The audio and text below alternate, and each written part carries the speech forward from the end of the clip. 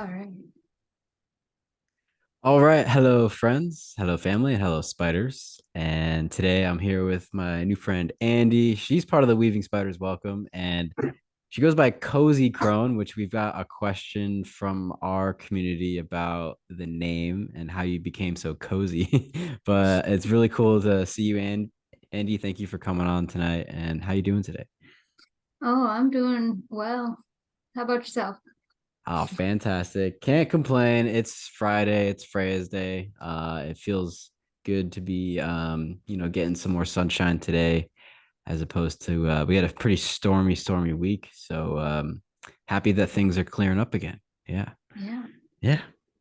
Well, I'm excited to get to chat with you because I've seen you on Weaving Spiders Welcome, as I just mentioned previously. And I did get to catch you and Michelle. Shout out to Michelle and Mario. I just had an awesome chat with them yesterday, and you had a really cool chat with her on Michelle's Healing Home. So that was kind of like one of the first times I got to hear you speak about yourself in depth. But I first heard you on Chance's podcast, the Innerverse Podcast, about I Pet Goat. It was actually like multiple episodes. That was really fun. Hoping we can dive into some of those topics. But first, I'll start with the ritual question, which is cool. I was thinking about this today on the drive home. The theme of this podcast, this ritual first question, is really just about like the throat chakra, if you want to call it that. Um, so when did you start to speak your truth? I don't really know. I don't really remember like an exact time. Like I've always kind of just been myself and not really, a lot when I was younger. And I just didn't really care what people thought that much, except for like, there's some things you obviously can't talk about with Mm. everybody. So without being called crazy or whatever. So yeah, so most of the time, most things are just myself about, but not, you know, some things are a little bit more closety, but everybody's got their closeted things. So Oh, sure, sure. Well, I occasionally people will, and I do this myself, will like drop a swear word, a quote unquote swear word on this podcast. And be like, oh, I'm sorry, can I say that? And I'm like, oh, I'm not gonna tell you what to say. Last thing I want to do is censor anyone. But no, it's exciting to be able to have an open conversation. And one thing that I would like to kind of get clear on is, how do you typically introduce yourself? Like I've seen a couple descriptors like medium, and I was thinking of another way to say medium, which is seer. I know you're an artist, and I don't know how do you like to introduce yourself? How do you like to introduce to people what you do and what you've been working on and what you've been offering? oh, yeah, I don't know. I guess with that part, I would just say like artist, but like I generally just like to be like, I'm me. Just like, hi, that's my name. This is who I am. Like, Good stuff. so yeah. Okay. Well, you go by Cozy Cronin. I have a request here from so this is from Bird Dog Ronan, and he wants to know, how does one get so cozy? Inquiring minds want to know. And it's cool that you blend this cool alliteration, Cozy Crone. I mean, what does that mean to you? And maybe for people who aren't familiar, like what does crone mean exactly? You want to kind of dive into that really quick? Sure. So like I guess I'll do the Chrome part first because that's probably a little bit more easier. But that's like the mother, the maiden, and the crone. It would be like your last leg of that um kind of trilogy or whatever. And that's when you get to be more like, a grandma or whatever, where you're like giving advice and stuff like that. And I kind of part of why I did that is because I always felt like the older sister trope in like anime, like that kind of thing. Like I always kind of felt really related to that. So I was like, oh, that kind of makes sense in a way. And then the cozy part is like I went through kind of like this cottage core phase thing. So like it's kind of related to that. And then like I'm in Minnesota and like in the woods. So like I there you have to have blankets and socks and all that cozy stuff, hot drinks, and I like those things anyway. Um and then just like making your house like a welcoming area, like I'm really kind of into that, even if I don't have that many visitors, but It's always nice to have a warm and welcoming hearth, even if you're the only one enjoying it. That's kind of how I've been feeling lately. Like, because 2020, 2021, I mean, like the majority of 2022, until I moved to Texas, I was pretty isolated myself. But, isolation feels different than solitude. And I think there's a distinction there that, it's like the pendulum swings back and forth. And, I kind of wanted to ask you, because the crone is if we're looking at like a cycle, and like the crone kind of denotes like the latter portion of the cycle, then if you think about the hero's journey, and maybe a portion of your own experience that challenged you and that pushed you to adapt and integrate new information or new downloads, if you want to call them that, how do you how would you describe a, a, a couple ways that you grew into this kind of like crone archetype? Because I think it's a very respectful place to be, and it seems like maybe this informs your art as well. How would you describe all that? yeah. So it's kind of a personal part of it is kind of personal. So that's why I also chose it. But like I spent a lot of time, you know, with my grandmas, and they didn't really have like TV and stuff that much. Like I think my one grandma had a computer, but she had like one computer game that we would play on it sometimes. So and they're still like, she's still like that. My great grandma, I spent a lot of time at her house and she lived to be like 107. So I learned a lot about like gardening and stuff from them. And then, I always joke that I'm like 90 years old on the inside, but because it's like you go through so much in life and you start to feel like, and then you hear other people and you're like, that's it. And so you're kind of like feel really old. I don't know. So it's interesting because the you had mentioned like the older sister archetype, and I can think about my older brother and how he's given me solid advice, but one thing that someone brought up to me recently, it was kind of random too, like when you kind of meet like random strangers who just offer you the most sage advice, like so spontaneously. It's like they'll just say something and it's like it just clicks, and I don't know why, but this random stranger in a smoke shop of all places. I stopped in this little head shop and I was walking out, and we had like a little like brief friendly engagement, and then as I was walking out, I was like, "Hey, be good or be good at it." And I don't know, it just like made me stop and turn. I like looked at it and I was like, "Wow, that's quite profound for some reason." Yeah. But do you remember, a particular person, maybe like a moment where you felt like you received really powerful or really helpful advice along your journey? Hmm.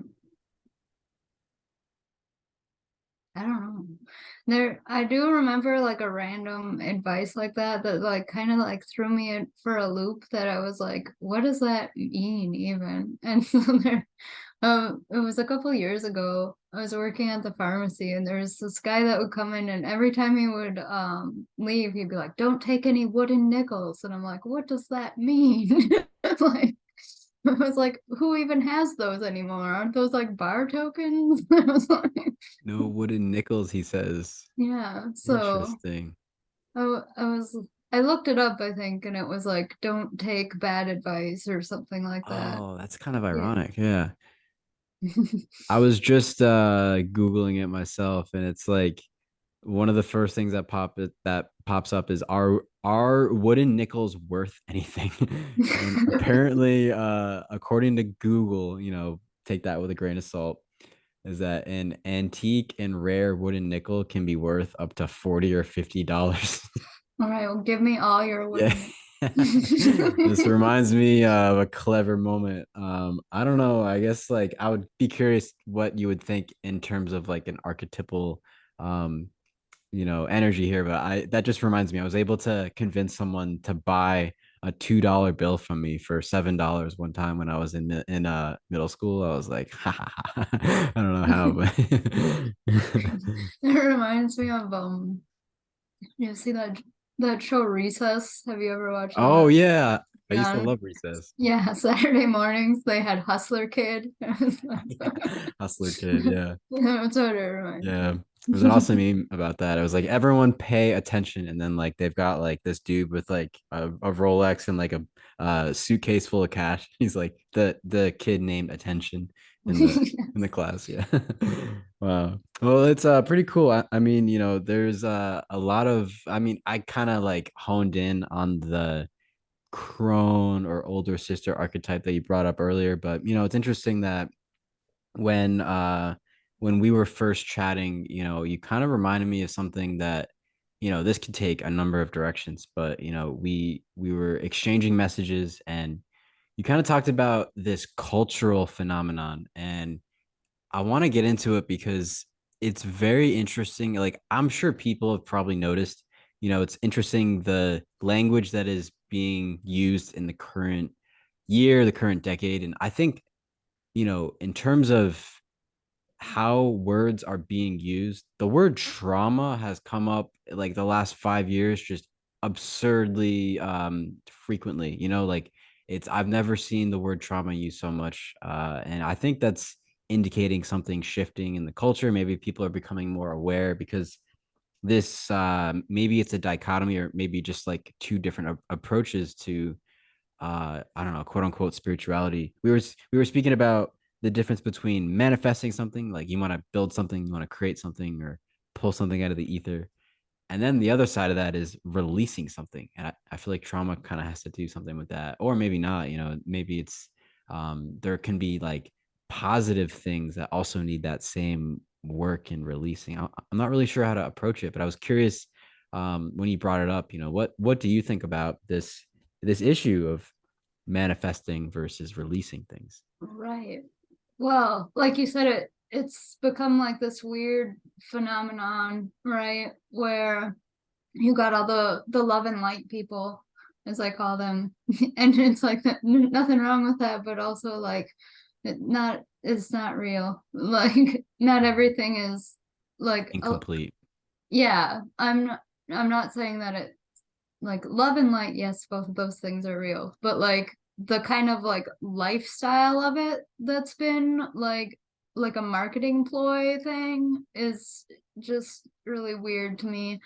um I guess my thing is like it's kind of like spiritually like hoarding, and like you and there don't ever have like, oh, disclaimer, like, oh, be specific in what you want to manifest, because it could come about in a really weird way, and um like say you're single and you want to be in a relationship or something, and you manifest like this person, and it's like most of the things are everything you want, but then they turn out to be like not great for you or whatever, and it's just not a good fit, but like you think at first that it's awesome, and then later down the line, so it's like you really got to put a lot more thought into what the manifestation is if you're going to be doing that kind of a thing.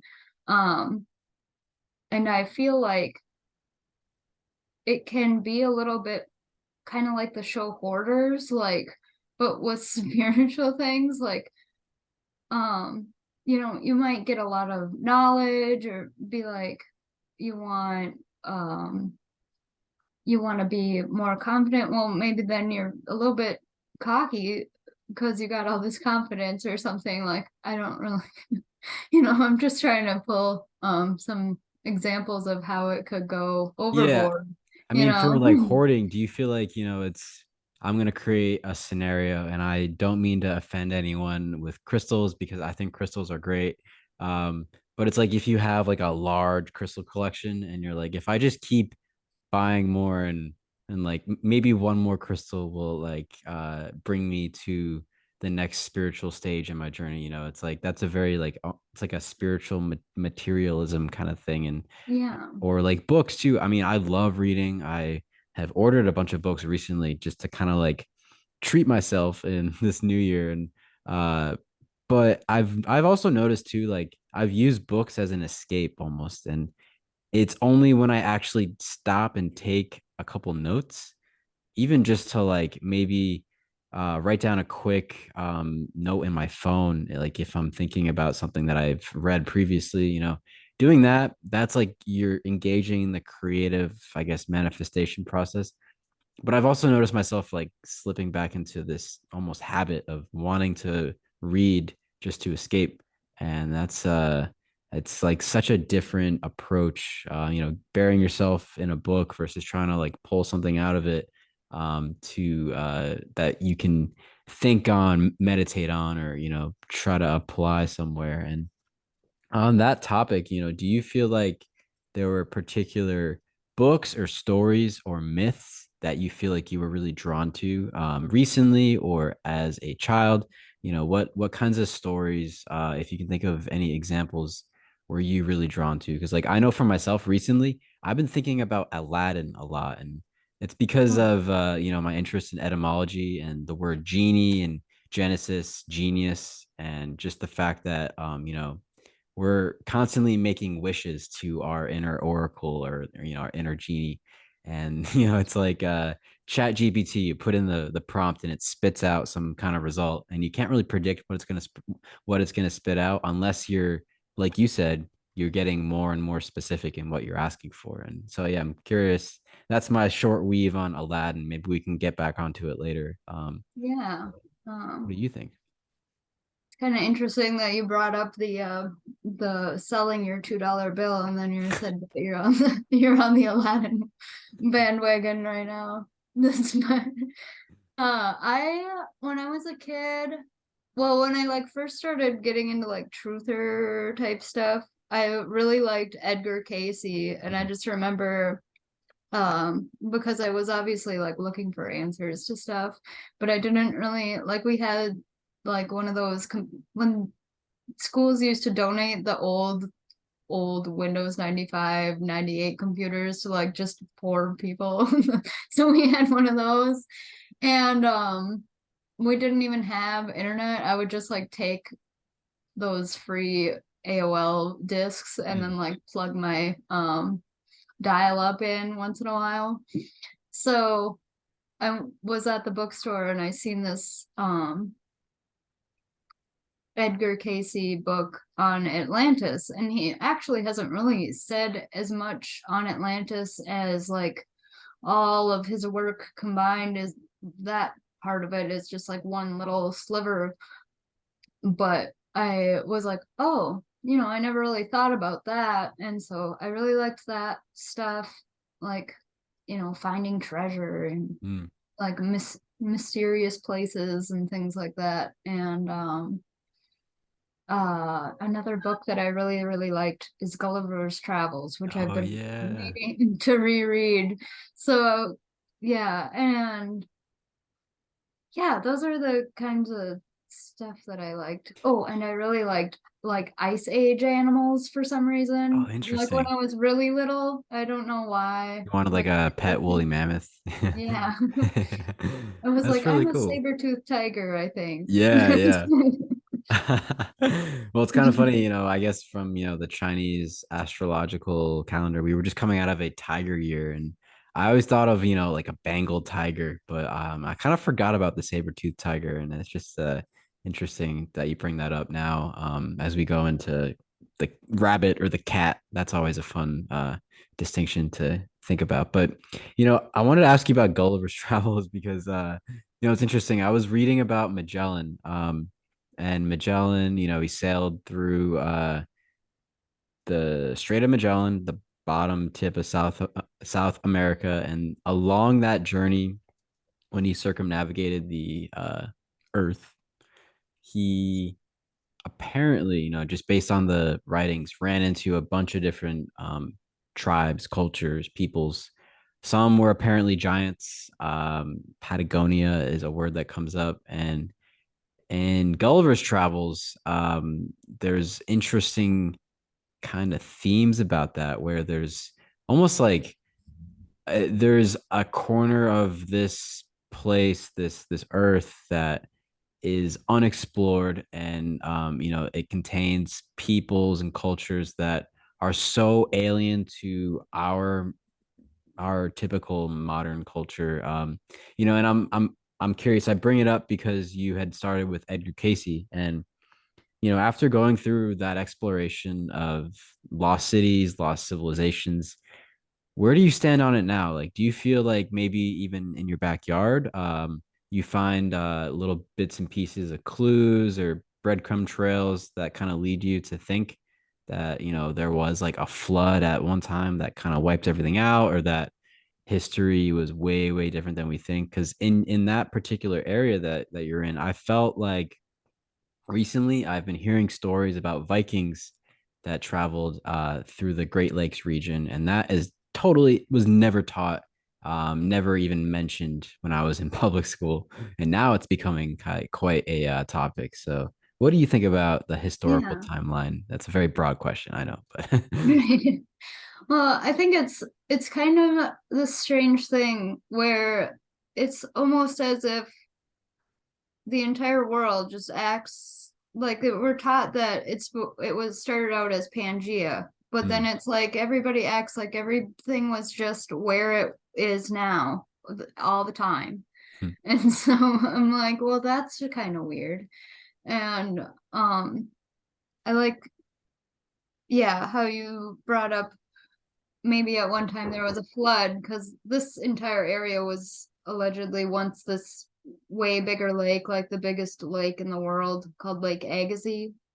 And I think like west of here, there's some people that were farmers that found like giant turtle fossils in their fields.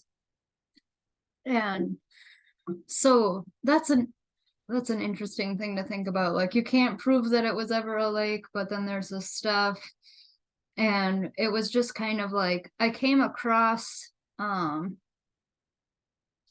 when I was doing my research I did an episode with Mark Steeves and Homie Romy and Chad Stumkey on Esoteric America. love those And guys. yeah, Awesome show, by the way. Esoteric America. Mark's doing a great job with that. Yeah. yeah, it's an awesome show. But yeah, I came across the like guy who came up with the name like Agassiz, and he was some French cartographer. So this used to be like part of New France, and we had voyagers that came through here like before the revolution and everything, that were all like fur traders and everything. Um, so this was I think it was part of the Louisiana Purchase. Maybe not. Anyway, Mhm. I'm, I'm not really good at my remembering the dates of history, but I can remember events, but not the times that they happen. It's all right. I won't. um, I won't quiz you. yeah. Mhm. um, but yeah, so there's that, and then you brought up like the Vikings, so then Mm. that would be like Leif Erikson, like on SpongeBob, Happy Leif Erikson Day. Right, right. That's what I always do They were on dropping Christmas Day. breadcrumbs for us, Andy. Yeah.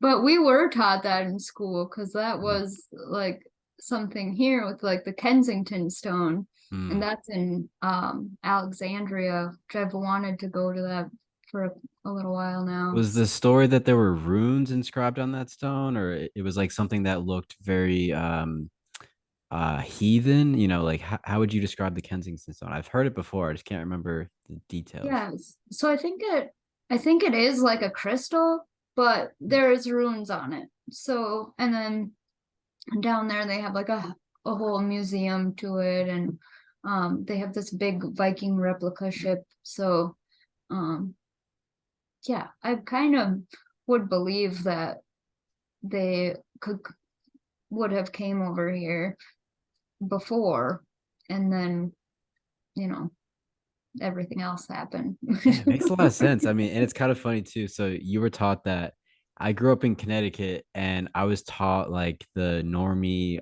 colonial history, which is very centered around Columbus. And, there was never a mention of Scandinavian travelers or anything like that. So it's cool that, you you can live in two different places and you get two different stories. And I think that's just the nature of culture and how it disseminates for all of us. And that's this is an interesting segue because I was talking about Assassin's Creed Valhalla, which is a game that takes place in the Norse world of the Dark Ages. And when I was chatting with Mario and Michelle about this last night, you wanted to remind me that we should bring this up, that, the Assassin's Creed, pop Gnosticism, ancient civilization. There's so many cool topics within this franchise, which, by the way, I mean, there's the video games, there's one film, and I think Netflix is developing a TV show, which is going to be interesting. I haven't been watching a lot of TV lately, which is good. But at the same time, it's always interesting to see how culture shifts in that particular way. But what was it about Assassin's Creed that, made you want to write this down and have us come back to it later? Is there anything in particular about Assassin's Creed that stands out to you? Oh, so you were talking about that particular one and how you go into this cave and there's a tree, but it's like the fake tree of life, Yeah. and then like we're all like branches off of that or whatever. Mhm. So it made me think of this newer theory that I had just kind of thought of in the past week or so. Nice. Like if brain, because we had Campbell on spiders from autodidactic, Hmm. and at one point walnuts were brought up, and I was like, walnuts look like brains, and then I was like, because I've had this other thing in the back of my head like, oh, brains are seeds, and then I was Mhm. like, but wait, a walnut is a seed. So then I was kind of like, well, what if what if it really is like, and somehow we're like making a tree because our whole everything connected to our brain. Like if you take away our muscles and everything, that all looks like roots. So I'm like, what if? Um, yeah. So I kind of just think of like the body like a husk or something that we just kind of like throw away. And then the next thing is like we just don't even know what that looks like. I spend a lot of time just like looking at bugs and how do they perceive us, and what does that mean for how we would perceive like something way, way bigger, 10 million times bigger than us? So I'm like, Yeah, it's a fascinating thought because, we I think as we go through our day to like, our usual routine, sometimes we don't even stop to think about the bugs beneath us. And, it's occasionally we're snapped back into that mindset, that we are existing in dimensions almost, well, not almost, but, like in within nature, there are scales of dimensions, and the way that we, can barely see a tick on an animal. Like my old dog used to get a lot of ticks, and you could barely see them. I would only think about ticks when I would see my dog scratching them. And it makes me wonder, are there beings much larger than us that look down on us like we're ticks? And it doesn't really make me feel nihilistic, which might be someone's reaction if they think about that, but it makes me kind of feel like uh, I feel like I'm embedded in a really complex system that is full of meaning and potential. And I think, in this human experience, we're only getting a sliver or a portion of it, just like how the scientists say that we only access 10% of our brain. And I want to kind of segue into a similar topic regarding brain power and physicality, human embodiment. It's got to do with reincarnation and, remembering a past existence. And that's another theme in Assassin's Creed too. It's like I think these people are called like oracles, and they're reborn in different periods of history, and they contain, you know, great potential. And I think that's all of us, that we're all reborn into whatever timeline that we're currently on. So right now we're sharing this timeline, but I love the idea that you know, it's kind of like when you're editing a video and you can drop a clip in there in that timeline, and it'll play out. And then, you know, if you want to move it somewhere else, you can just pick it up. And I feel like that's kind of what's happening to us. You know, we get flashes of memory, maybe it comes through dreams, but I know for sure, this is well documented, that children can tap into this very easily. And it's now undeniable that you know, there's so many different cases. Children remember being in wars, or they can remember, you know, really specific details about history, about other people's lives who were actually you know, just that same spirit, the same energy in a different body. And I was curious, you know, what has been your experience with looking into or contemplating this reincarnation phenomena, and, you know, what kind of conclusions do you draw from that? Right. So I was kind of meditating on this or for the past couple of days, and I was what something that came to me that I hadn't really thought of how to put it before, um, is like if you were to just like switch eyes with somebody. Okay, so this sounds weird, but like Switch perspectives. yes, but like literally doing it. So Mhm. if we're just like beings of light and we're just perceiving other light or whatever, what if that, what if it could be like a past life for yourself, but since everything is connected, it's like kind of like a past life for everyone in a way. Hmm. So it's like you're infinite and you're just looking through those eyes at that time, because I was trying to think of how to explain like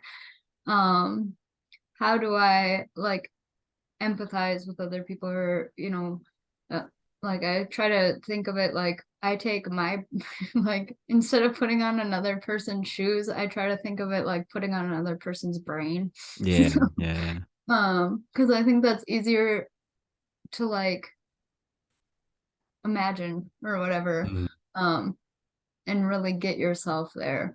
So I was like, well, what if that's just like you remembering this time that you had this other brain on, because you if you're just infinite light. And then um I guess, yeah, I've heard different kinds of things, and I just know that like I've had like a dream and that made me look into what that dream meant, and it kind of lead me to think, well, oh, that was my past life or whatever. But I think also when things like that happen, or like you have a vision of it or do a regression or something, it could be like these are the things that are going to come up for you, just kind of showing you like a premonition, but like it's gonna look really different, but it'll be the same kind of a thing, because I'm really lucky where that experience that I was experiencing, however, if it was actually my soul or whatever, I'm just seeing through somebody else's eyes, um where I could actually research that person and their life. It was very good, I was going to say goodly, I was like, that's not it. Hmm. It was well documented. And so I was like, oh, and then like all the kind of like people that that person was hanging out with, they were like kind of all the, and one of them even looked exactly like somebody in my life. Hmm. Like it was super weird, but like they all looked similar. And then like they were like, obviously I was like going through something to learn a lesson from that same type of thing. But it's really hard for me to say definitively, yeah, yes, that is your past life, or like are you just perceiving that as if you were that person in order to give you guidance or whatever it is that's coming up for. 1 second. I think my cat's gonna knock over this candle. So. Oh yeah, that's Yeah. definitely something you want to. Yeah, go for it. Go Yeah. for All right. it. Yeah, it's funny. I'm sitting here with Hershey. She's chilling. Every now and then, though, I think I did a couple shows where she was clawing at my headphones and trying to, butt in, and she even clawed. Well, she didn't claw me, but when cats make biscuits, like that's Oh yeah. the I know. phrase, yeah. And like I wasn't wearing like the thickest pants, so she was kind of like poking through. I was trying not to like flinch too much, but it was like a very affectionate thing. But she Yeah. didn't get it. Yeah, yeah. Just Uh, go with it. It's yeah, fun. I just go with it. Yeah.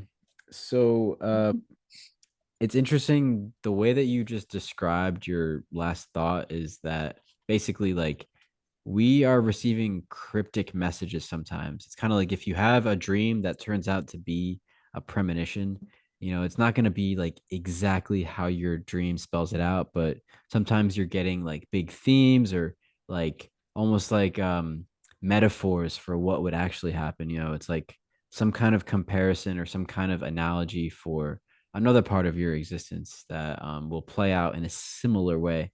And that sounds a bit woo woo. If you could say like, oh, there's dreams that turn out to be similar to the following day, the following week, whatever. But it is interesting that if you really look into these cases with children who are they're recalling lots of details and things like that, and then it makes me kind of wonder about this concept of the akashic. And I've been thinking recently that maybe when we dream or when we are able to lower our frequency into lower our brain waves into because we're spending all day in alpha beta, and it's in that like theta delta area that I feel like if we're only accessing 10% of our brain now being in this beta state listening to each other, then I don't know. I feel like we access a lot more when we're slowing down. It's kind of like when you're fasting and your body seems to be spending less energy on digestion. It can spend energy doing other things like repairing your organs and things like that. And when we're sleeping, all that extra power is diverted to other functions. And I feel like part of that function allegedly is that the pineal gland is releasing that sweet DMT while we are asleep in deep sleep. And that's it's very fascinating to consider. And I was curious, do you feel like you've been able to become familiar with your lucid dreaming state? Has that ever been something you've explored, or maybe even like Oh, beyond the astral? How have you been able to kind of experiment in that space? yeah. So I do a lot of work in the dream realm, and I always like kind of joke around like that's my second job. It's like Nice, nice. because I feel like for some reason when you're like astral traveling or like lucid dreaming, you wake up and you're like not rested as Mm. well. Like it still feels like you're tired, so it does feel like you're actually doing work. You just put in an But 8-hour shift, It's yeah, so because especially like you're using your conscious brain, and sometimes I do wonder about that 10% thing. Like, is it because it's not the same 10% all the time? It's just like moving around to different parts, Mm. obviously. And I don't think that that's true anyway, That's probably psyop. right? But yeah, I lucid dream quite often. I just had a lucid dream last night where I was walking on the ice, and it was on the one of the bays around here, and I was like I fell through the ice and I was like sinking or whatever, and in my dream I'm like telling myself like, okay, just stay calm. because if you freak out, you're gonna actually drown. So then I was like, okay, I can not drown. And then I totally like pulled myself out of the ice and I was like just walking like normal, which probably would not be the case if that happened in real life. Like I wouldn't be walking to somewhere and be like, I need to warm up here. Like, Yeah, right. You just kind of like brushed off. You're like, oh yeah, it's frozen water, whatever. oh yeah, I fell through the ice. Can I come in for a minute? Wow. Uh, did you wake up shortly after? Like, did you continue kind of walking around and Yeah, I just like walked a little ways and then I woke up. yeah. You know So what's interesting? You just kind of reminded me of something because I became so fascinated when I was like 12 years old. And this was always happening on snow days. Like I would wake up and you wake up fresh out of a REM cycle, hopefully, if you get a good night's sleep. And if you go back to bed, you'll go right into REM sleep. So if I ever had a snow day, I would wake up and find out there was no school, and I go back to sleep right into that dream state. And it always fascinated me that those were the typical days when I would have vivid or lucid dreams. And it's cool that when you're underwater or you're in outer space, or if you plug your nostrils, like you can always breathe in your dream. And that's such a cool reality check. I mean, even though you were underwater in that freezing cold water, maybe at a certain point you were like, oh wait, I am dreaming, like I'm not going to drown. It's like it's a fascinating reality check. And I'm curious, because of breath being like it's something that cannot be taken away from you in a dream.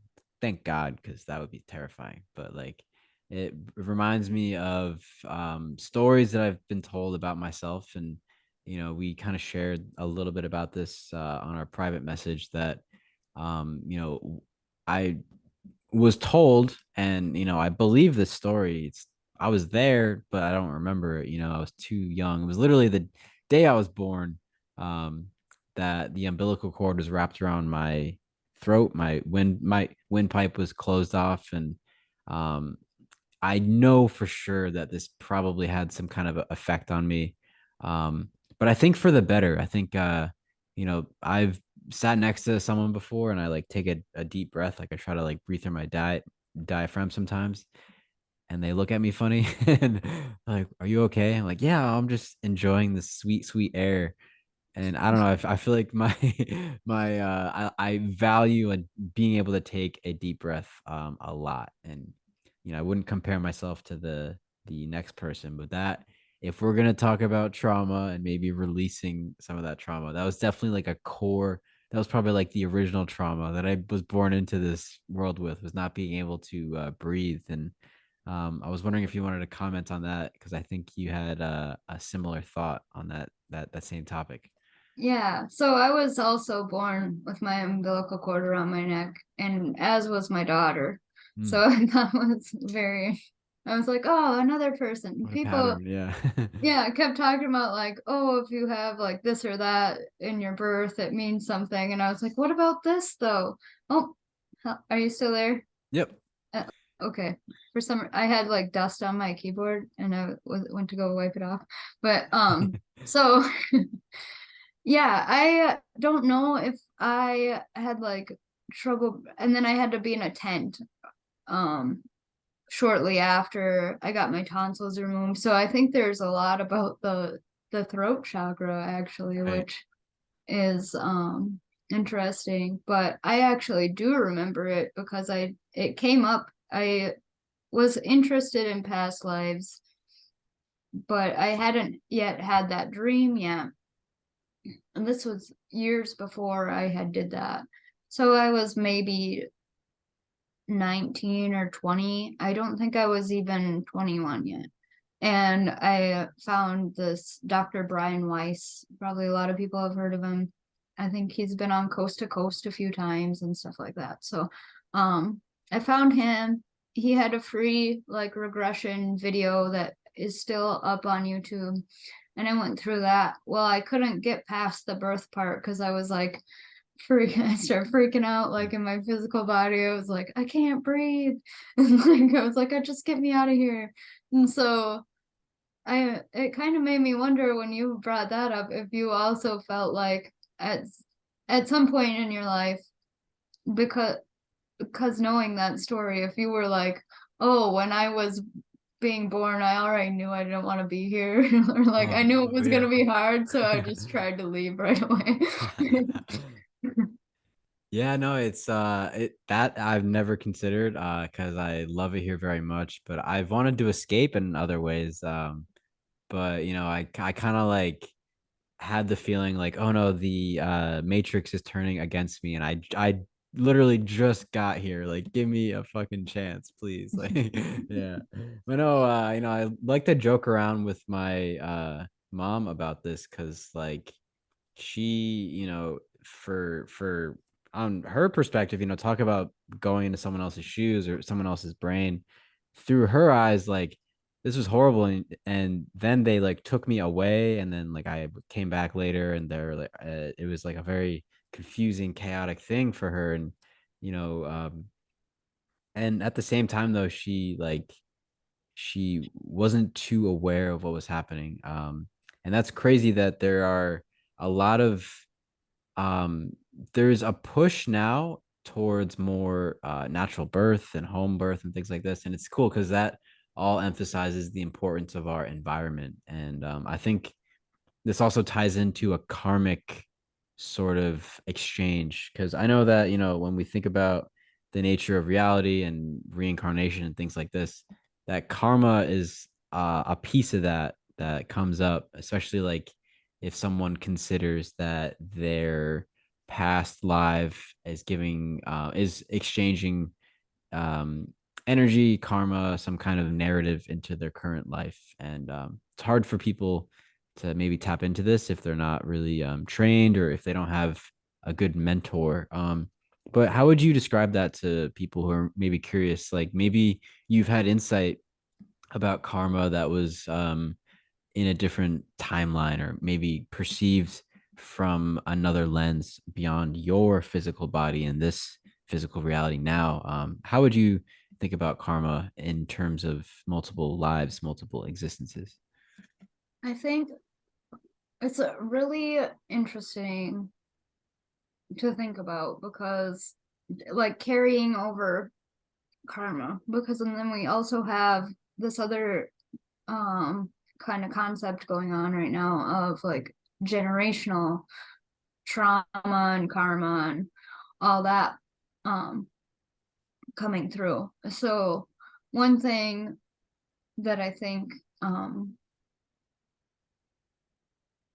is important to recognize is that you know, sometimes if you have a past life thing, and it could be in your own family, because I know some kids and stuff that remember being, you know, other people in their family or something. Hmm. And so, you know, but it's not always like your karma is not always going to come from that generational line, probably, you know, if if past lives are a thing, like if your soul really was in another body, then you're going to also have that to think about. So it's something that you can kind of just keep in the back of your mind sometimes, because I've become very active like meditator, where I'm just like meditating all the time. And some people probably aren't like that, but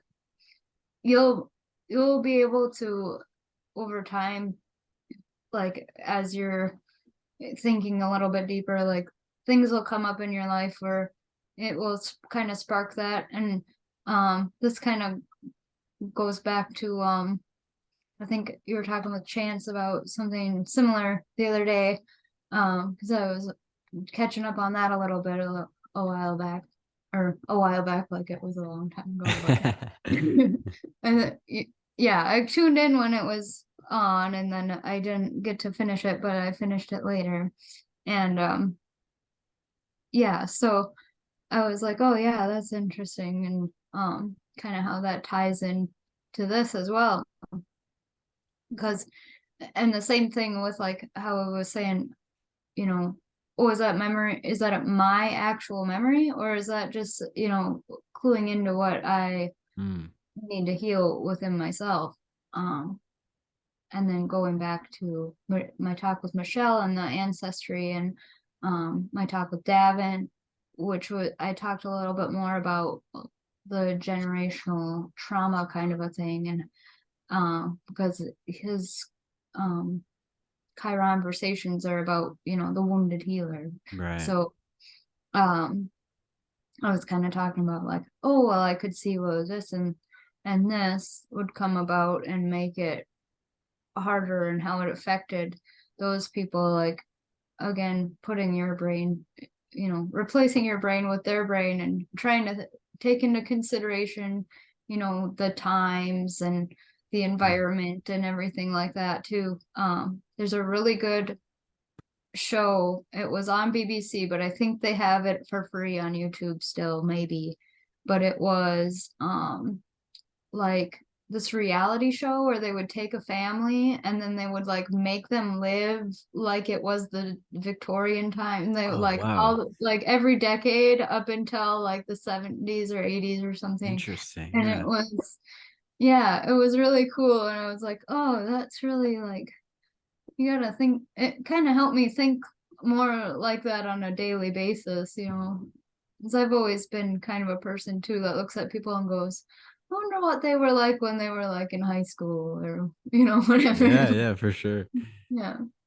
Wow, that is really fascinating. Yeah, I mean, we this is funny because it goes back to Assassin's Creed again. The whole idea is that the line of assassins, like you tap into the DNA of your ancestors, and using this new device, you can go back and relive the memories of your ancestors. And it's kind of like a metaphor or an analogy. I mean, maybe that actually exists as like a piece of tech that is available to the elites, but the fact is that like we are inherently connected to our ancestors, irregardless of your understanding of DNA. Because I don't understand genetics very well, but I do know that we inherit certain temperaments, qualities, traits, and things like that. And I know like for half of my bloodline, I had relatives who were in Auschwitz, and like that's carrying all that through generations into a new cycle, a new family. It's like there's a lot there, and I am curious, if you think back to your ancestors in particular, because I think that we can learn a lot from the conflicts that perhaps, I mean, obviously our parents, we can learn from the struggles that they've gone through. But going further and further back, it's interesting to pick up on themes. And I always kind of joke about this, like I've got half of my ancestors were Jewish, and the other half were like Romans, like Italians. And I guess they like persecuted each other, or they half of my family was persecuting the other half, and then they came together somehow. But that's a very broad stroke statement to make. But I know that they each came with their own challenges. But that being said, you've done work with your ancestors, and you've spoken about this, and I'm curious, what would you say to people who were interested in this? How could you maybe relay your own experience looking into your family history, and how it's informed you, and how it's kind of guided you in a spiritual way? Yeah. Um, it kind of, so one thing that really helped me with, like in a spiritual way, instead of just like learning the information, because that's interesting enough, Mhm. but was looking at like the astrology of families, Oh yeah, and yeah. it was just like it was blowing my mind. But Mhm. yeah, so like my sister and I have different fathers, and the what was so interesting to me is that like me and my sister are both air signs, but not the same air sign.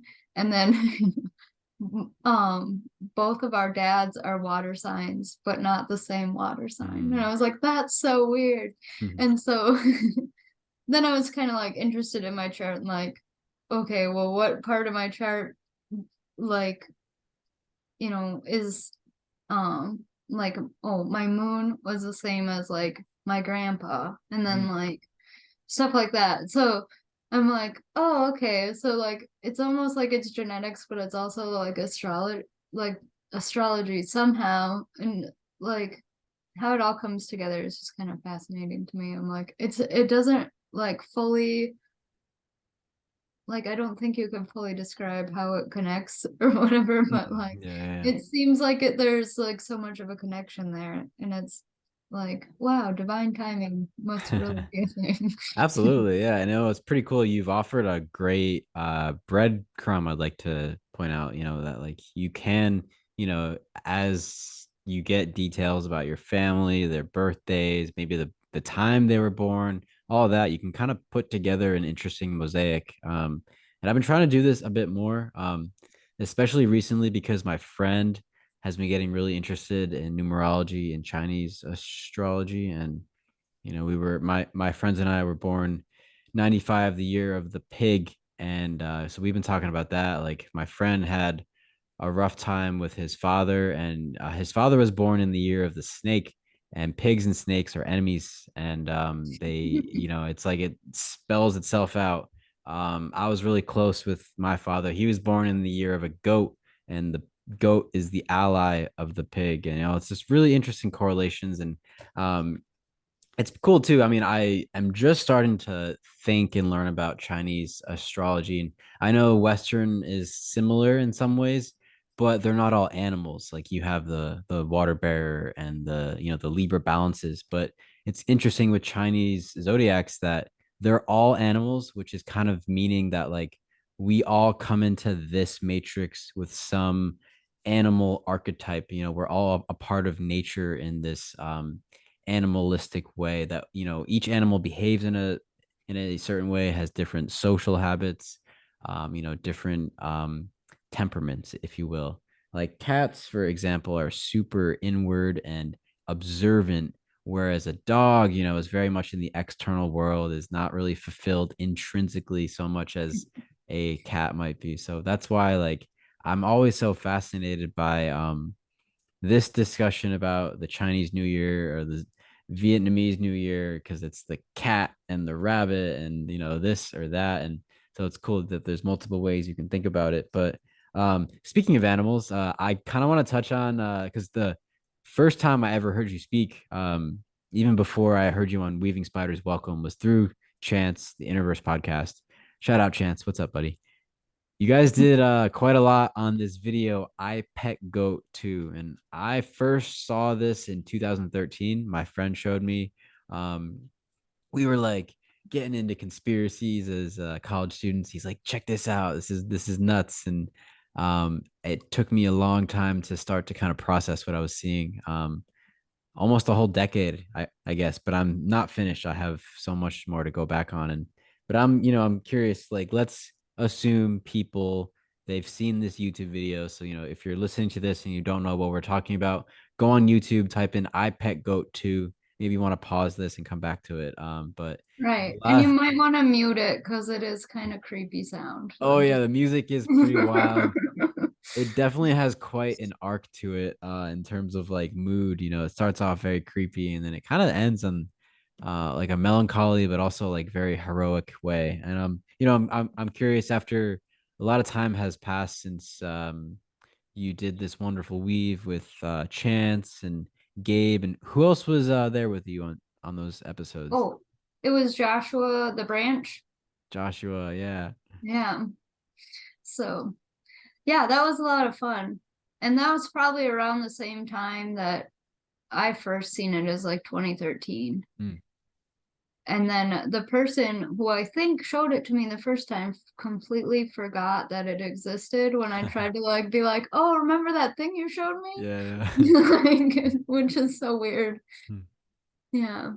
So like after going through it in great detail, I guess almost a decade later, from the first time you ever saw it. I'll quickly share that my friend who originally showed it to me back in 2013, when I asked him like, what the hell was that we just watched, he was talking about, oh, um religions more, or they stay the same, but they travel through cultures and build them up and destroy them, and then they move on to a new culture, build them up and destroy them. And that's kind of how he saw this, because there's this Christ figure traveling on this boat through this like cavern, this underground cavern that finally emerges into, you could say, like a blank slate, a brand new reality, like an ocean world full of potential. What was your thought on that? Because that's like the underlying narrative happening below the surface of all the other action in this short film. So like the ending part, um, I the most interesting part to me was like they showed Notre Dame, like there's no doubt that that's Notre Dame in there. So that I was like, that's crazy. Mm, And so Notre Dame has went through another like tear down or fire or something. Can't remember exactly what happened, if it was like during a war or something, mm, maybe the French Revolution. But they had to rebuild it that time. So they never used to have like these gargoyles, and there's like, if you watch it on regular speed, it's just on there for like 2 seconds. But there's this gargoyle that lights up, and I was like, so those were put in by this guy, and it's the same guy that made the Statue of Liberty oh, and nice. the Eiffel Tower. So Mm, I was like, okay, there's really something more going on here. yeah. And one of the spires is of Notre Dame is said to hold um like a drop of the blood of Christ or Mm, something like, I forget what they call it, like in Catholicism when they have like um a piece of saint's hair or something. oh, okay. But yeah, it's something like that, where it's like, a thorn that was in his head or one of the nails from the cross That's or some part of something. his DNA. Yeah, so I was like, okay, that's strange. And then like the Jesus figure that they build up in there, to me, it really seemed like it was like coming out of this like technology type of thing. Mm, So I was kind of like, oh, okay, so they're gonna try to like make like technology the new kind of religion, or like mm, make like a fake, like a holographic Jesus come to life or something like that. Like that's yeah. kind of what I took out of it. It's like the simulation tree, the Odin's Hall, but not actually Odin's Hall in Assassin's Creed. It was like a simulated version just meant to trap people. And again, I'm kind of with Chance. I don't really buy into the soul prison kind of pop Gnosticism approach to this world that we're in right now. But at the same time, it's interesting that culture pushes us towards that in a way. And there's another similar kind of story to this. Have you ever heard of American Gods by Neil Gaiman? I've heard of it, yeah, and I've wanted to watch the series on Oh, it, the but book I is so good. Yeah, never get check in. out the book. There's also a graphic novel that I saw like the first issue of. Oh, So for sure. basically the main character is Shadow, and he's discovering that he's actually interacting with Odin, Mr. Wednesday. And Odin shows him all of the old gods, and they have a fight against the new gods. And one of the new gods, so if I back up really quick, one of the old gods, or the goddesses, I should say, was a goddess of fertility. And I forgot her exact name because, of course, she goes by many names. And I guess like Freya could be a part of this. Basically, like her role in society was the cycles of harvest and of making babies and all of this, and she was very much worshipped and revered. But the new gods in this modern culture have replaced her, and they do this really cleverly on the show. she is being replaced, this goddess of love and fertility, thinking like Venus, Freya, etc. She's being replaced by swiping apps like Tinder and Bumble and Hinge, and it's like that is eradicating the I guess the reverence that used to come with this goddess. Or in another way, there's a new god, or this new I guess an egregore maybe created called Media.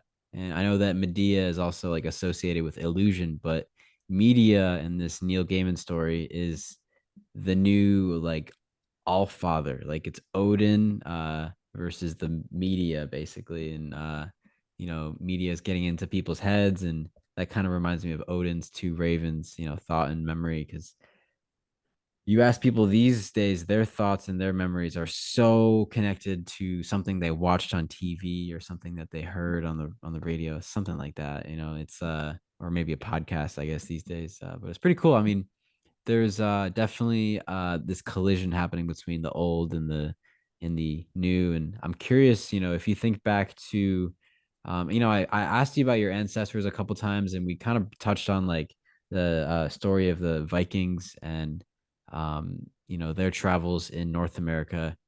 Is there a particular period of history that you're really drawn to? Like, I know you also brought up Edgar Casey, and that's relating to lost civilizations and underwater cities. But is there anything in particular that stands out to you?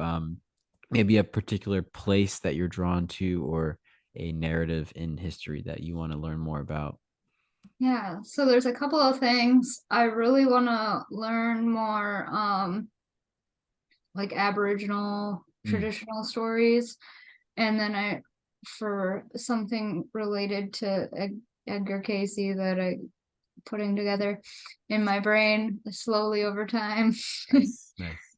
And I also want to learn about King Arthur, which I do have a book coming, Oh, cool. and it's surprisingly by John Steinbeck. And I was like, John Like Steinbeck? Mice and What Men, John about Steinbeck. King Arthur? Huh? Like, No, it's like he wrote it, but it was based on somebody else's thing. And I was like, huh, that's really weird. I would yeah, not take him for like a King Arthur guy, but cool, cool. yeah. Yeah, that's gonna be interesting. I mean, King Arthur. So, this is the same story, like the sword and the stone, and he's got to pull it out, and he's like the chosen one. And then there's Merlin and this archetypal magical figure. I think there's a lot to dive into, especially the round table. I mean, I feel like that's gonna be full of astrotheology, having this round table, and the I don't know for sure. Maybe we can check this out on Google. But like, were there 12 knights of the round Yeah, table? so there's Of 12 course, knights, of course. and then like Merlin had a sister, Morgan Le Fay, and Mm, she was like this big um like sorceress, but I don't know much about her other than that. And then there was the whole side thing with Lancelot and Gwendolyn and all yep, that. the So Greek knight. Yeah, yeah. And yeah. yeah, it's Well, we read that in school, so I was like, oh, that's one that I liked from school. And like Canterbury Tales, that's another one that I really liked. I oh guess. yeah, for sure, for sure.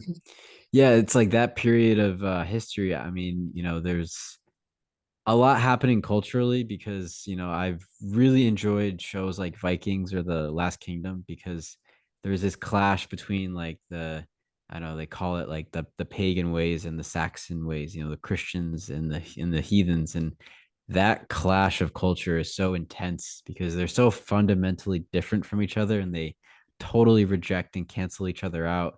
um but it was through that collision that has created what we know today as history. And these battles of history is written by the victors, and the victors will establish the new culture. And there's something lost in that. There's something that perhaps is lost in translation, lost throughout memory and our storytelling. And I guess this is probably an interesting segue to consider, because when I think about, the Viking culture and, even things I've learned through Balderson's channel, Ben Balderson, Odin's Alchemy. I feel like martial arts is something that is becoming, um, well, I wouldn't say in my personal life, but I've started to kind of pick up on the idea that, from hearing Gabe describe his experiences with martial arts and seeing other people come to spiritual realizations through that kind of sport or that kind of activity. I'm curious. I don't know if you were joking. I don't really know the context at all, but you had mentioned to our group, our stream chat, something about a staff, and I was curious if there was a story here. I've seen people spin staffs, and I think it's pretty badass. It's a really cool like flow state activity. Um, and I'm just really kind of curious here. What were you thinking when you brought up staves the other night?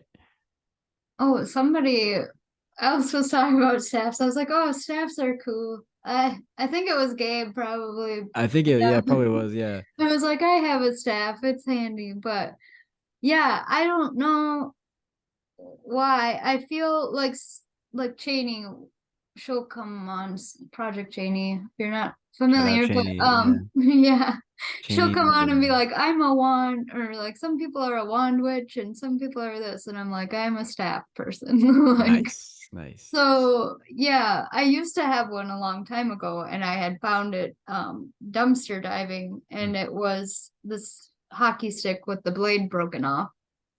And but that was a fiberglass one, and I had loaned it to a friend so in case like she, she was having some problems, and I was like, well, you can use this in case Yeah, anybody handy gives weapon. you hassles you or whatever. Mm, And I never got it back. So then I was like, oh, I need to have a staff again. mm. And so now I have a wood one, which is better. And I'm kind of working on getting all the paint off so I can carve on it and make it a little bit more of a tool for myself. But I always use it for fire poking as well. So Nice. Okay. It's a multi-tool for sure. yeah. Yeah. Speaking of tools and creativity and, manifesting, kind of like what we talked about earlier, I wanted to ask you, because I kind of mentioned this, the flow state, and like some people spin staff, or they will dance or they'll draw. There's different ways to access the flow state. We all have our own way. But I'm curious, do you feel like your your art practices have taken on a particular theme lately? Because I know you like to create a lot and you post some pretty cool examples of your creations, and I'm curious if you picked up on any patterns or themes or maybe like tropes. Like, what do you feel like you've been coming out with, if you're digging into yourself and you're pulling out a piece of visual art, it's cool to contemplate where that comes from. And so, do you notice any patterns? Like, I know you had mentioned to Michelle that, let's say you're listening to a Weaving Spiders Welcome, and they're talking about dreams. So then you'll like want to draw something related to dreams. It's like you're hearing certain topics, and then your art will reflect that. So I guess, if you've been busy the last couple of weeks, what kind of patterns have you noticed in your own work? Yeah. So lately I've been really diving into like folk art and stuff. I'm actually gonna be shooting something with Davin here coming up. Um, so we're uh studying some of the masters or whatever. Hmm. So I've been getting into folk art. We're gonna start shooting that tomorrow, I think. And I've been really drawn to like neon colors for some reason. I don't know Nice. why. And yeah, a lot of the time it'll be like I'll be thinking about conversations Hmm. and different, concepts while I'm, putting things together. And um sometimes it'll be like the page the page comes to life, and then Right. it'll be like all this like quantum entanglement almost of um things. So lately I've been really into like just like to the side of the folk art thing because I'm like trying to draw inspiration for that is like not exactly that. Mm, So I've been really into like these vintage like tchotchke like little figurines and stuff, which nice. like this guy, like that. Oh, cool, um, cool. Yeah. or like for the year of the rabbit, I seen this on somebody's sale and I Oh, was there like, you go. Yeah, yeah. I gotta draw that, so I bought to draw. Yeah. Nice. Mhm. And I guess it's kind of in the back of my mind. I also have this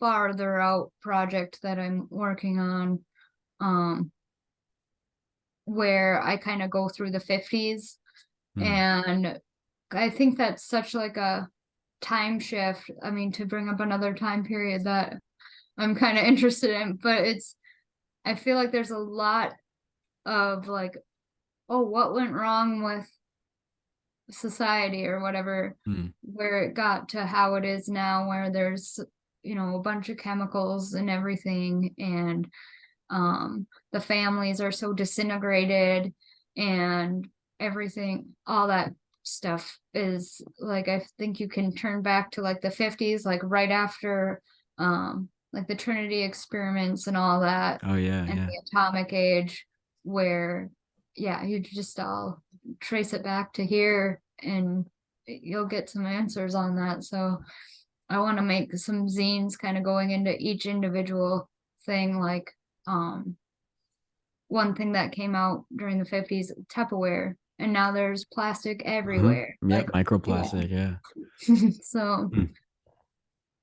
Yeah, that's an interesting thread because, the 1950s, the way that I'm imagining, I guess like the education, the propaganda that I was given about it is like there were all these new appliances and inventions, and like the suburban domesticated life had become like a dream come true for everyone. That this was something that really changed the course of the family, and that was like a starting off point for major changes, whether it was the splitting of atoms and releasing this new very powerful energy into the landscape, or on that micro level with the Tupperware and the microplastics, and slowly over time that's transforming the way that we operate, our hormones, different illnesses and things like that. So it's interesting that you're going to dive into that. And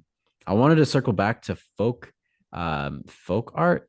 Is that what you said? yes. Is that like a particular place, particular time, or is that more of like a broad kind of term? Like, because when you say folk, I mean, I think this is a term that we had discussed earlier briefly, like the fae folk, the fairy folk. I kind of think of like gnomes and like garden creatures, but I'm not sure. That's why I'm asking you. So can you kind of fill us in on maybe this theme of the folk art? What would Yeah. that be? So folk art, I think like in the art world is kind of like, arts and crafts kind of style things like you would find at the farmer's market, that, some old lady just like, maybe she painted a actual canvas, but a lot of the times it'll be like she painted something on a mug or Mm, something like that. So, and there's, kind of like the modern version, I guess, would be like a lot of people make stuff with their Cricut and take that with them to different markets and things, but it's more like very like homemade, rural type of art, and hand carved and all that type of thing. It's very rustic. That's a good word, I guess. nice, nice. Okay, cool. Well, there's something we've been talking about quite a bit tonight. And as we kind of wrap up, I wanted to ask you in particular about the weaving spiders, because maybe there's people listening who have no idea what we're talking about, and if they don't, please check out the weaving spiders welcome. They I mean, I couldn't even begin to describe how kind this group of people are, and they're such a cool community. And if you enjoy podcasts and having divergent conversation just about anything in particular, that's why we call it a weave, because there's an unlimited amount of threads. We can all add in something unique. And I'm just curious, how would you kind of comment on your experience in this community, and maybe like how you feel like you're evolving or adapting to this new environment? Like, has it been a while for you? Because I didn't really know about the spiders until last year when I started making my own podcast. So like, kind of, would you like to kind of tell us about how you fell into this community, this really cool world of podcasting and the weaving spiders and all that? I'd be curious to hear. Oh, sure. So I had seen Chance on, I think he had Howdy Mikowski on Nice. once, and I have been listening to Howdy since pretty much he started his channel. And obviously through Howdy, I had found Emily Moyer and like Lindsay Sharman.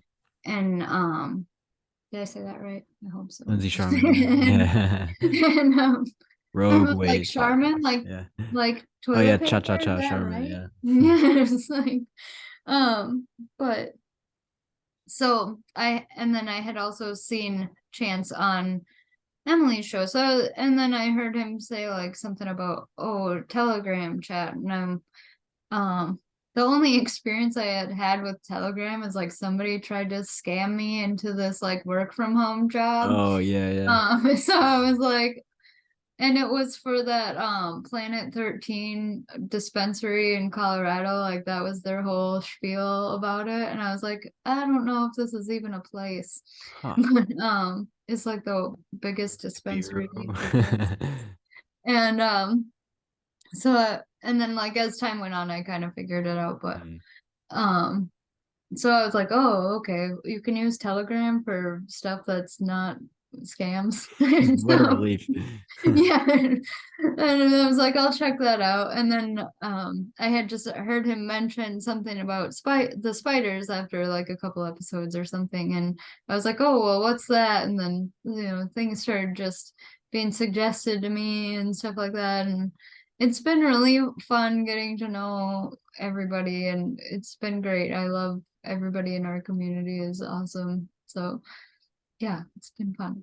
Yeah, likewise. I'm thankful that, it's thanks to the spiders that we first met, and we've been chatting on Telegram, and it's really cool. The community, like you said, is very supportive. There's always ideas bouncing back and forth between people on our chats, and it's just really fun to be reminded that there's always people kind of like looking out for you, but also challenging your ideas and expanding your horizons. And I think we do get this opportunity, not that I want to put on anyone's shoes and walk in their shoes, but I get to see things from other people's eyes all the time. That's been quite a blessing for sure. And I'm really excited for you, Andee, because this zine that you're working on, and everything else that you've got going on, it seems like it's doing something really good for you. And I want to ask you, is there anything people should be aware of, and as far as these projects go? Like, you brought up some work with Davin, and you brought up the masters. I'm not really sure, were they like folk art masters that you were referring to, that you and Davin are going to study, or is there something different there?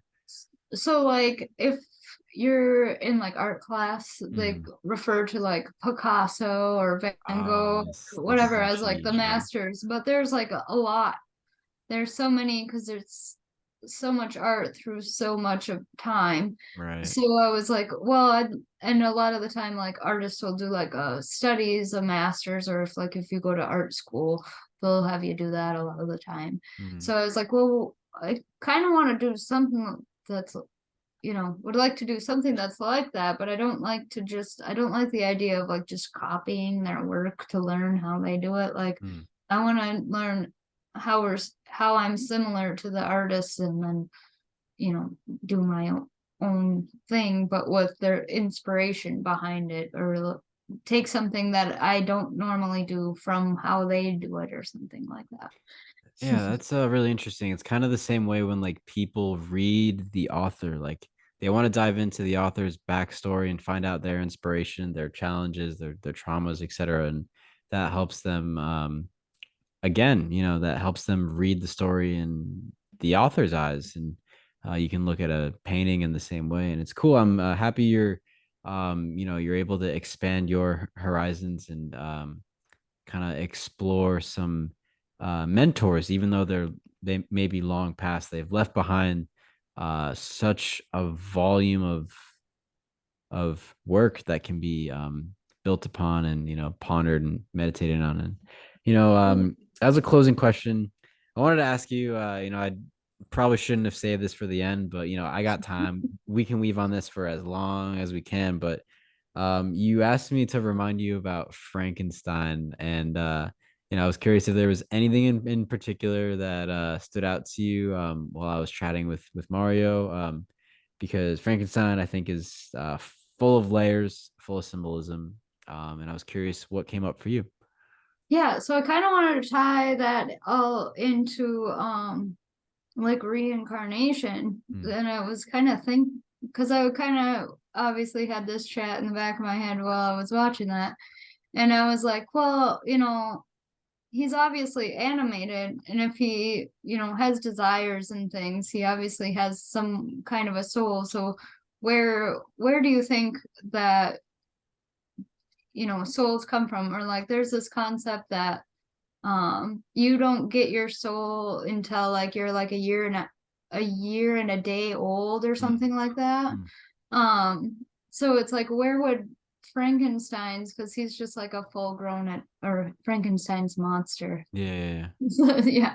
where would that come from? And or does, well, I mean, in the story it's kind of obvious he does have a soul, but like how would I do that? It's like, how was it Because, engineered into yeah, him? Yeah. yeah, like, and is it, like is it like a ghost, or which would be like somebody that already lived that was like left behind here, Hmm. or I don't know, it's just an interesting thing to think about that I hadn't Yeah. thought about before. Right, right. I mean, I'm starting to really understand why shout out to Juan podcast. I always stutter when I try to say that. I love it.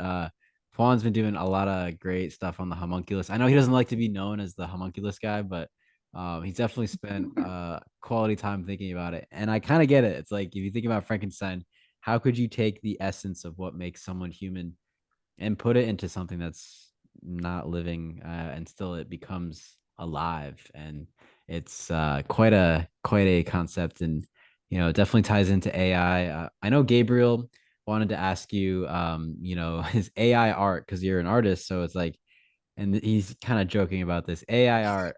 Is it fake and gay and fake, one or the other, both? What was your take on that? I hate AI art. I just, it's like, it's kind of, to me it's kind of like a cop out, Mm, and I can get where it's fun and it's obviously cost effective for smaller, like podcasters and stuff to make like little things for their thing. But I think on a grander scale, like I started seeing those AI art music videos come out now, and I'm oh, like, really? oh, Okay. now I'm like really sad. I'm like, no. Like I do think like even just in the manufacturing process, and I was discussing this with somebody the other day about like how you could like horcrux yourself, but in a good way. Like that's why the secret ingredient is love, right? And Right. like if you have all these like soulless things like making like, and now they're like making art, which is like what makes art great is the soul in it. And so I'm like, I don't know. Like, have Yeah, many no, feelings. it's definitely can seem soulless. I mean, I wonder if people had the same reaction when cartoons began to come out, and that is so different. I mean, it's the only parallel I can really draw on, because like even a cartoon, like it requires the artistic skill to produce it and to create a trope or like some kind of thematic style, and yet the AI, just like you said, it takes away the human element, which is essential. It's always goes back to Frankenstein in that particular way. It's like the human element of art can't be replaced, and neither can we put our consciousness into an AI and call that human. That would never work. There's something Right. essential that would be missing there. And yeah, well, this has been really interesting. And before we wrap it up, I do have one more from the spiders. And I wanted to save this for the very last because it made me chuckle. Gordy Two Shoes, our friend, hello. He wanted to ask you a nice paradoxical question, which I think will be fun to close out with. So Andee, in your opinion, does the mystery, capital M mystery, does it follow you, or do you follow this mystery? How does it present itself to you in your own life? We coexist simultaneously like a game of cat and mouse. I like that. I like that.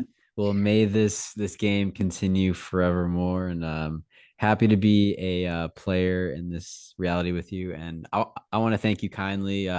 You've been really fun chatting to, and first of all, I was really blown away by the fact that like we had so much to talk about, even though like this is the first conversation we've ever had, and I hope we can have many more. And I want to thank the Weaving Spiders once again for bringing people like us together who just want to Yeah, chat and explore and speculate wildly, because that's my favorite thing, to just put the ideas out there, see what sticks, see what doesn't. And I appreciate you for joining me on that. And one more time, Andee, if people want to talk to you, if people want to chat with you and follow up and learn more about your art and what you offer, how can they find you? How can they get in touch with you? And any last message you want to leave with our audience today?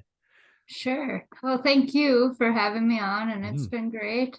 Um, if anybody wants to find me, I'm on Instagram. It's Andee with two E's dot K or Crone. And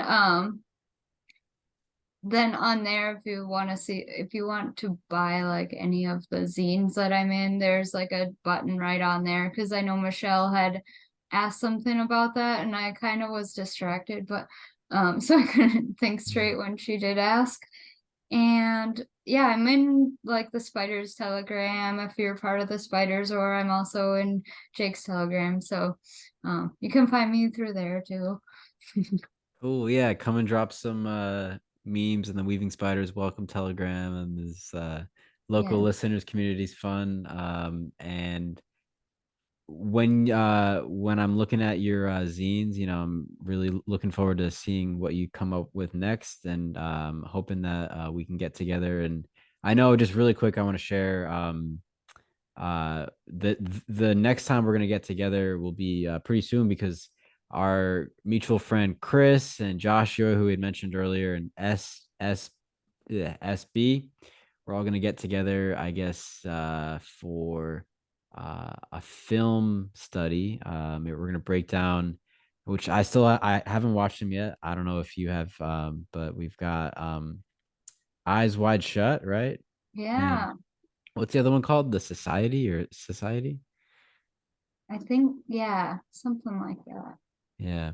That one I haven't seen, but I've seen Eyes Wide Shut a few times, and I started breaking it down already, but I never had anybody to talk about it Oh, I'm with. excited for that. So, Yeah. Well, if you're listening to us, Chris, I appreciate the invite, and that should be fun. So we'll keep you guys informed on that. But I want to wish you a happy Friday. I hope you have an awesome weekend, and I look forward to chatting again soon. Thanks, oh Andy. yeah, for sure. Thank you. Mhm. Have a good Peace. weekend. You too.